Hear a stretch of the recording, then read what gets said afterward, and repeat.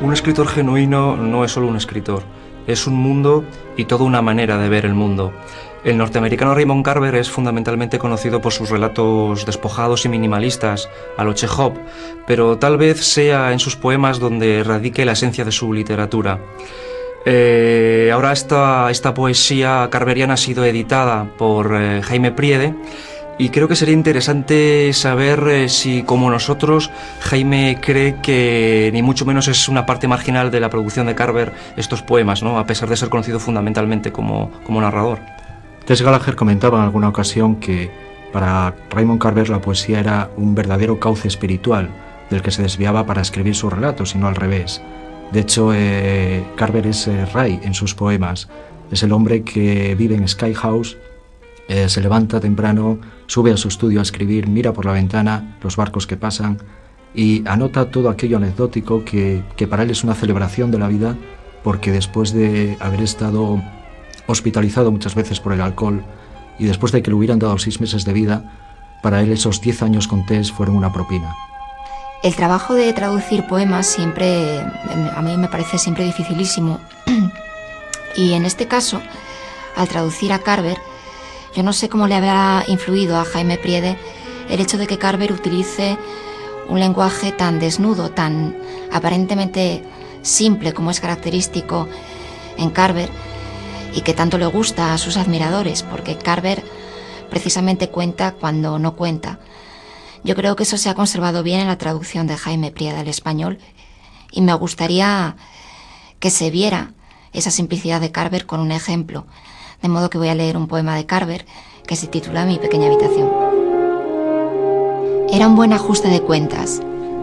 Palabras arrojadas como piedras contra las ventanas. Ella gritaba y gritaba como el ángel del juicio final. Entonces apareció el sol de repente adensando el cielo de la mañana. En el silencio repentino, la pequeña habitación resultaba extrañamente vacía mientras él le secaba las lágrimas. Se parecía a todas las demás habitaciones pequeñas de la tierra, en las que la luz encuentra dificultades para entrar. Habitaciones en las que la gente se grita y se hiere, y luego siente pena y soledad, incertidumbre, la necesidad de amparo. Sí, es cierto que siendo muy fácil leer el original en inglés, el sentido se comprende bien, pero lo difícil es reconstituir el tema en español, precisamente porque, como sabéis, el inglés y el español son 2 lenguas muy distintas. De hecho, el original presenta frases muy breves, una sintaxis no lineal, y eso dificulta su traducción al español porque son 2 lenguas que tienen una concepción gramatical muy distinta. El español tiene muchas preposiciones y eso te alarga el verso.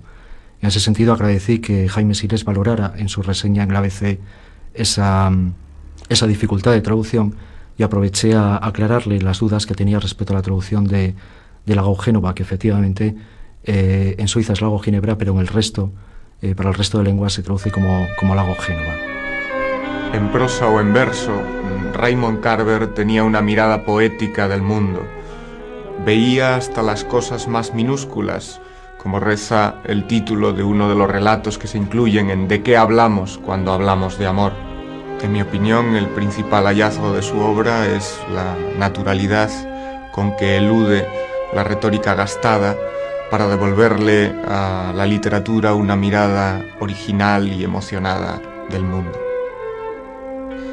Ya que Jaime Priede está afincado en Gijón, a mí me gustaría que nos hablara un poco de cómo ve la relación entre algunos poetas gijoneses, pienso por ejemplo en Roger Wolf o en Jordi Doce, con la poesía de Carver, que yo tengo entendido que es de gran admiración. Sí, en estos momentos no tengo mucho contacto con ellos porque vivo en Gijón, pero estoy mucho tiempo fuera. Pero sí que admiro que tanto el Ateneo Obrero como la revista Lúnula sigan apostando por una tendencia en todos estos años que se emparenta mucho con la poesía norteamericana, en concreto con Bukowski y Carver, aunque sean poetas distintos en su concepción del poema. Cuando se habla de Raymond Carver, Siempre se cita a Bukowski y se acude a la etiqueta de realismo sucio, algo que yo creo es inadecuado para hablar de su poesía. Por ejemplo, nunca se cita la pasión que sentía Carver hacia Antonio Machado, una pasión de la que hay constancia en su poema Ondas de Radio. Incluso Carver tenía en su habitación un retrato del poeta español. Todas las noches dormía con un libro de Machado al lado y cuando a veces se despertaba en medio de alguna pesadilla decía: no pasa nada, Machado está aquí. La historia a la que alude ese poema la describe de forma memorable José María Conget en esta prosa titulada Agradecimiento.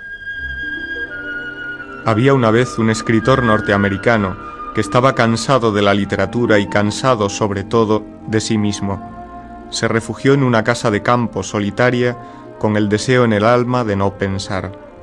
No tenía televisión ni leía periódicos. Pasaba largos ratos frente a la radio cambiando de emisora. De vez en cuando escuchaba las noticias locales, pero procuraba no prestarles atención y sintonizar enseguida un programa musical. Por la noche, a pesar de su propósito de evitar el pensamiento, se le ocurrían ideas absurdas mientras oía la música y entonces se llamaba a sí mismo estúpido. Pudo transcurrir mucho tiempo de esta forma.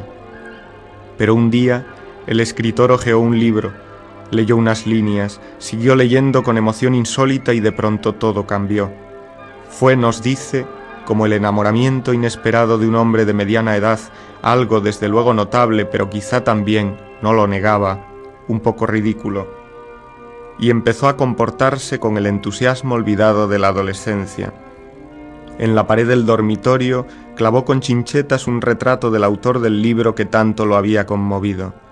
Entraba en el sueño releyendo sus páginas, y cuando algún negro viento nocturno le aceleraba el pulso o se lo detenía, se acordaba de la existencia del libro y recobraba el bienestar, y por las mañanas paseaba hasta la orilla del río con el volumen en la mano, se sentaba frente a las montañas y observaba meticulosamente la realidad en torno, con la extrañeza permanente de que unos versos que ni siquiera leía en su idioma original le hubieran desvelado, como en la niñez, la transparencia del mundo y su infinito asombro.